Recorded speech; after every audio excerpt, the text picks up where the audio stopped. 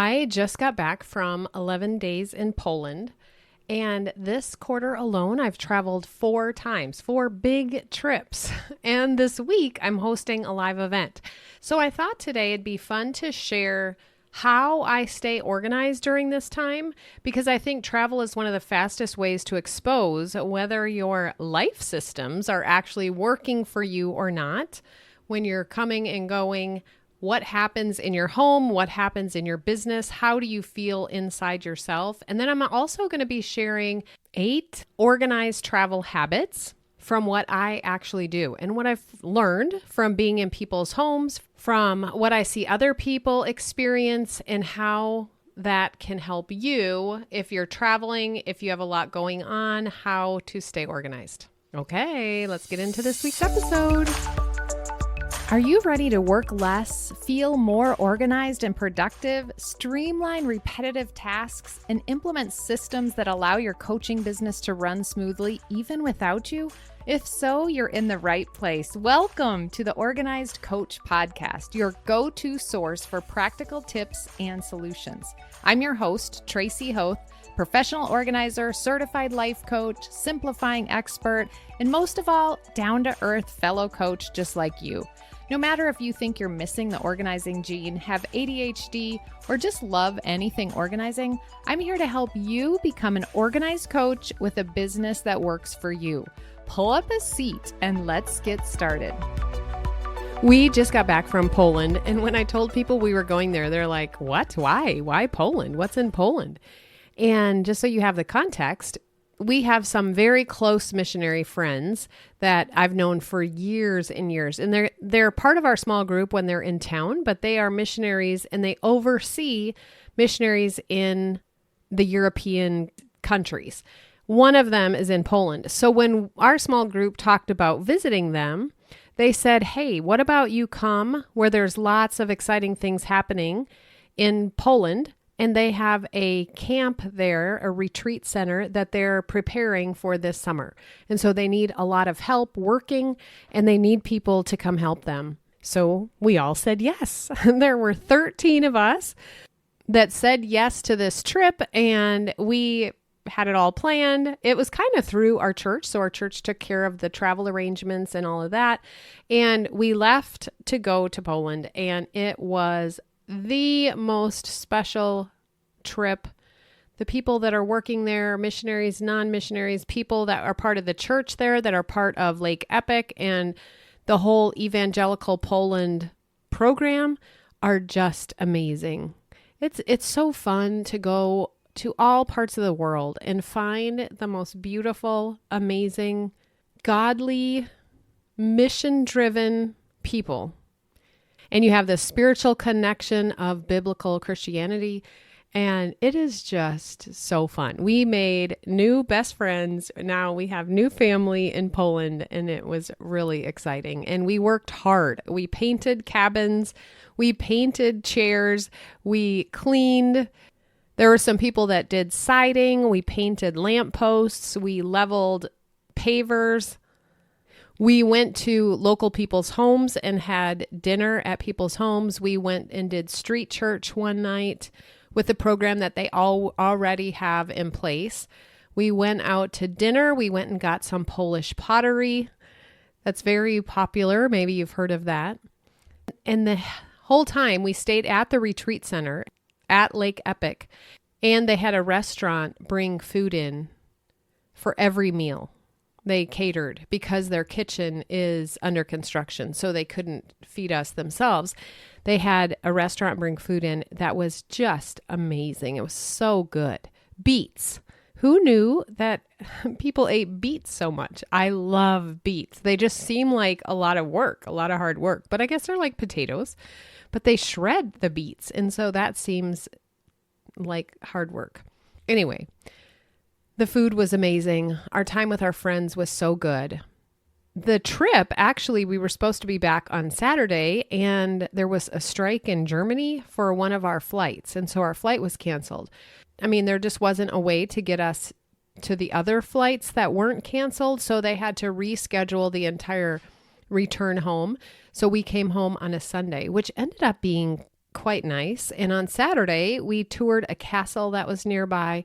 We went to the grocery store and got all this local stuff that we brought back for our small group that had been praying for us and for our families to try. And so that was really fun.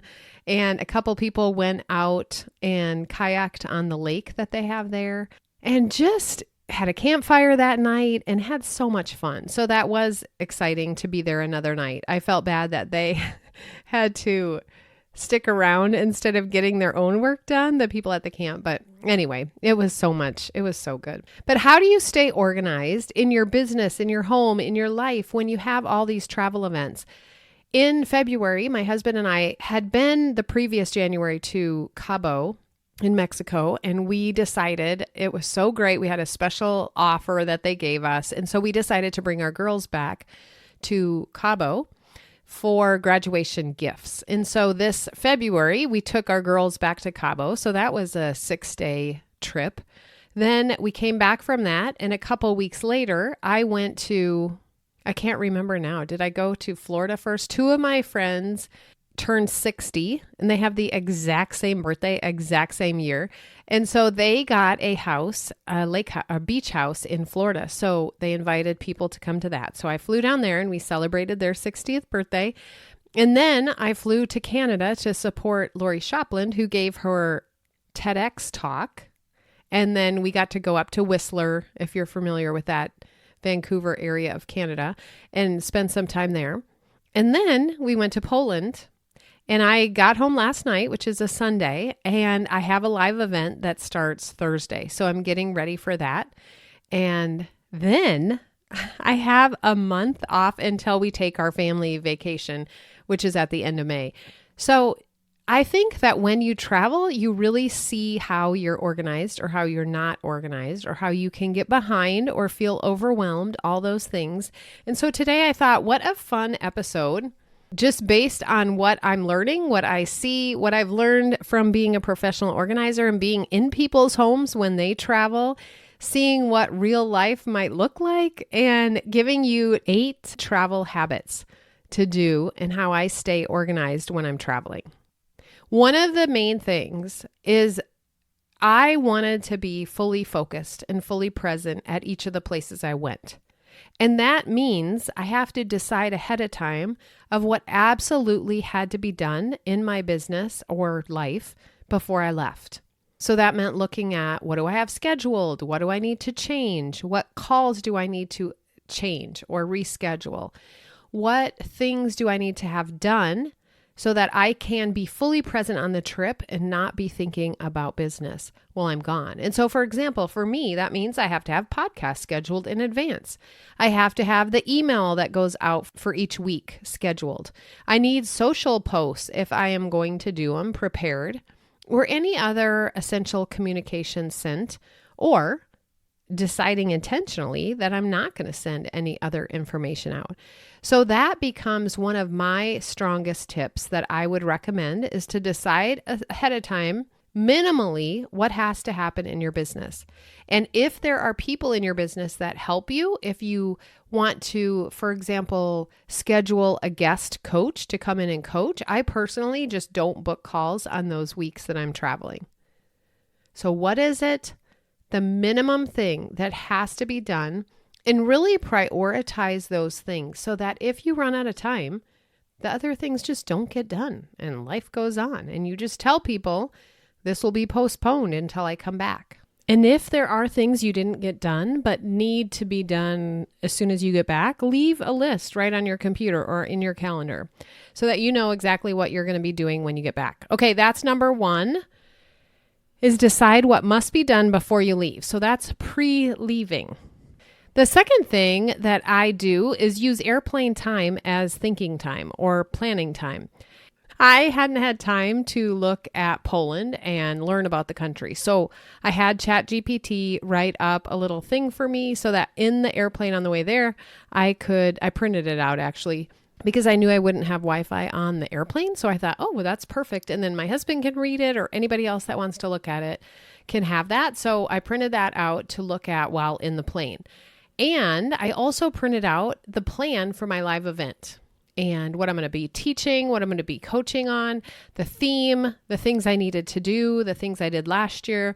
So I had a little packet of information that I was able to do on the way home on one of the returning flights. I read over that, made notes, had time for my brain to just be thinking it through as I'm coming back. So using airplane time or travel time as the thinking time that you need.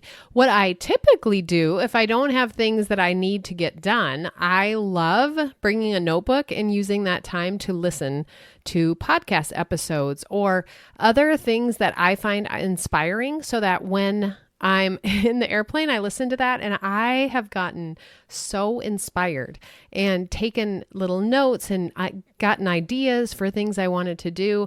So I love travel time. I think it's such a valuable time.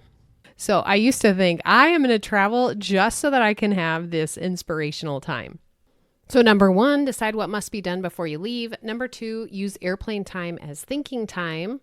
And then number 3, use airplane time as CEO planning time. So I kind of talked about this a little bit, but when I'm traveling and I'm coming home, I like to map out my week and think about my week, think about what my goals are, think about what, random things have to be done. But then also for me, this trip on the way home, I thought about May. And I made sure because I knew I was traveling. I knew I was having this live event. There was another opportunity. I could have went to this little retreat thing. And I knew to protect my future self that I needed to say no to that and plan some rest time. And there's been some goals that I've wanted to do. There's the ADHD certification that I'm working on that I haven't, because of all this, haven't gotten as far as I wanted to get. I wanted to do that in Q1. So I was thinking through, okay, what are the next little projects I want to do and mapping out how that was going to look in the month of May.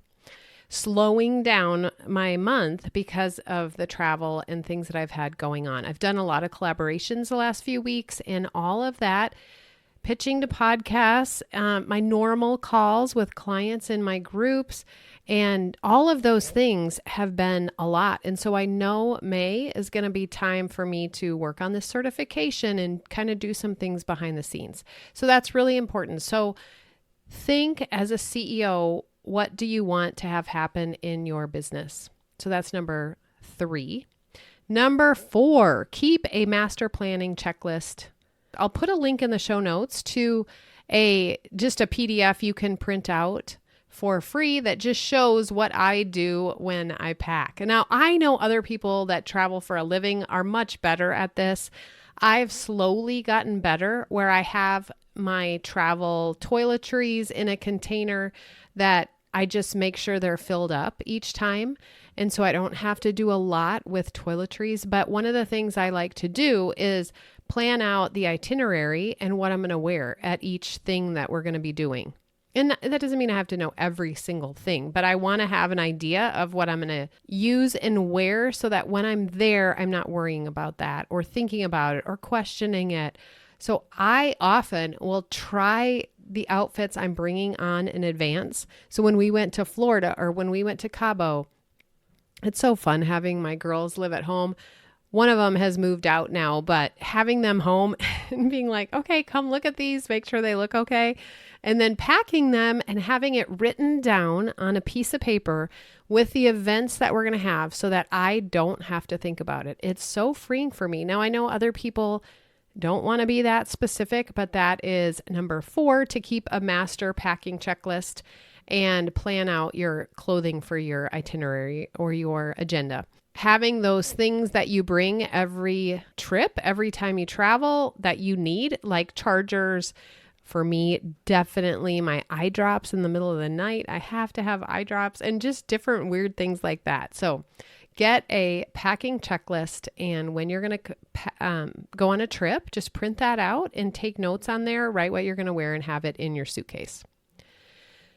Number 5, leave your house ready for your return.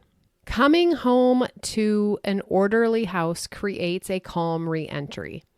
It's so funny. Now, I just thought of this right now, but one of my clients used to have me come into her house while she was gone, while they were gone traveling, and do a tidy up, organize anything that's out of place, make sure that it's ready for them when they came back home. Now, I do this for myself when we leave. I make sure the house is all picked up. I like to have all the, dishes, counter clear, all clothes washed. I mean, obviously you have a priority checklist, and if that doesn't get done, it doesn't get done. But knowing that you're coming home to a calm, peaceful house is so exciting.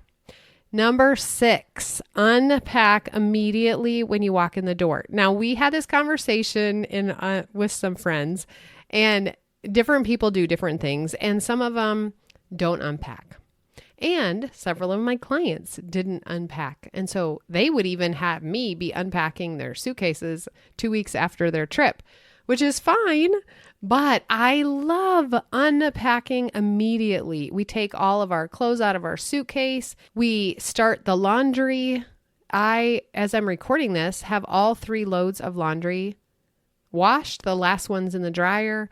Everything is put away. Now, a big thing with this is if your things have homes, it's really easy to do this because I can take my medicine down to the medicine cabinet. I can put my chargers in the little compartment in my nightstand where chargers go.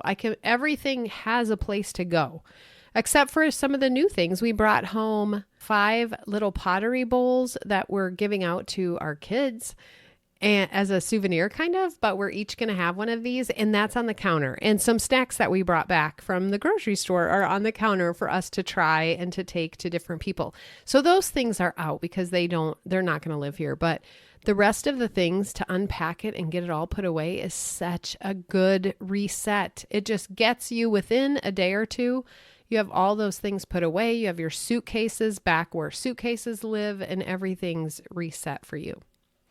Number 7, use one capture place for ideas while traveling. And I kind of mentioned this, that I bring a notebook with me. And so in order for you to get the things out of that notebook and to process through those things, they need to go where your one place is. And I've talked about this in several episodes, but right next to my computer on my desk, I usually have either a planner, a paper planner that I kind of use to take notes on while I'm working, or I'll use a clipboard with a notepad on it. And that is the one place where I leave things that need to be processed. And so this notebook that I just brought home, I had made a list on there of the things that I want to do, but that needs to be processed. And so I have it right next to my computer. I'm going through that list, and I'm flipping through kind of the other pages of notes that I took on the trip and making sure, what do I want to do with those? Do I want to put them in my calendar online to have memory of it? Do I want to add them to something, or do I want to get rid of them? So those are things to think about. Your one place to capture ideas, and then make sure you process them. Number 8, protect your presence by simplifying expectations. My goal this quarter wasn't to keep everything running perfectly. It was to be fully present wherever I was. So being present requires preparation, and preparation, being prepared, creates the freedom that allows you to be present. So as you think about what's going on, what's busy, it might not be travel for you right now. It might be kids. It might be they have so many activities. They have exciting things happening. It's graduation week. It's wedding time. I mean, whatever it is for you, or maybe it's some tragic thing. Maybe it's a death. Maybe it's moving. Maybe it's something else in your life. But whatever it is, as you have this busy time, I want you to go through this checklist, go through these 8 things, and see which one would be helpful. Just pick one. So is it that you are deciding what must be done before you leave, before the event, before the busyness? Is it using airplane time? Well, now that's travel time, but maybe it's drive time for you. Maybe it's driving and you have time to do that. Can you print things ahead of time? Can you use CEO time, planning time on the travel or in between events? Maybe it's sitting in cars. That's a lot of time what you're doing when you have younger kids and you're traveling, commuting, dropping off, driving, all of that stuff. Sitting at a practice, can you use that time in a way that's helpful for you? Can you keep a master packing checklist? Can you leave your house ready for your return? And this one requires that you are working on organization. So if your house is not at all ready and not at all what you want when you come back home, you don't feel peaceful or calm and it's cluttery and junked up, maybe joining Organized Life Academy is what you need to do. If you can unpack immediately when you walk in the door, maybe you've never done that before. See if you can schedule it in your calendar to try that and unpack immediately when you walk in the door. Can you capture a place? Can you have a place, one place? You remember the power of one, the wonderful one. Can you have one place for ideas while traveling? And then again, where are you going to process that? When are you going to process it? How are you going to make sure you close that loop? And then finally, protecting your presence by simplifying expectations, by preparing. That preparation and doing it as minimal, as easily, as simply as you can. That is going to be everything. So my goal this quarter wasn't to keep everything perfect. It was to be fully present wherever I am. And that looked good sometimes. I looked prepared sometimes. I felt prepared sometimes. And other times it was a little shaky. And I can look back and learn what I want to do differently next time. So I hope that is super helpful. Organization isn't about controlling your schedule, keeping everything perfect. It's about deciding ahead of time what matters most in this season. What matters most in your season right now? If your life feels full right now, it doesn't mean something's gone wrong. It usually just means that your systems need to support the season you're in. So that's exactly what we build inside Organized Life Academy, inside Organized Coach Academy. Simple systems that keep working even when life gets busy. So if you want to be a part of that, if you're like, Tracy, I just need help all around, book a call with me at simplysquaredaway.com/appointments. And that is a consult call to see how we can work together, which is the best way to work together and how I can help you. Let me know what your biggest takeaway from this episode is. And I hope you have an amazing week. Wait, if you're finding this podcast useful, you must check out the Organized Coach Academy. It's my course where I walk you through every step to get your business organized, to get yourself organized, to save money and time, to prepare to hire someone, to do all the things that you want to do in your business with ease. Check that out at simplysquaredaway.com/OCA. Also, I'm sure you've heard this a million times, but I would love it. It's my way of knowing that you're enjoying the podcast if you leave a written review. I have lots of freebies for you. They're linked in the show notes. You can find them in my bio on Instagram at Tracy Hoth. And until next week, have a beautiful day.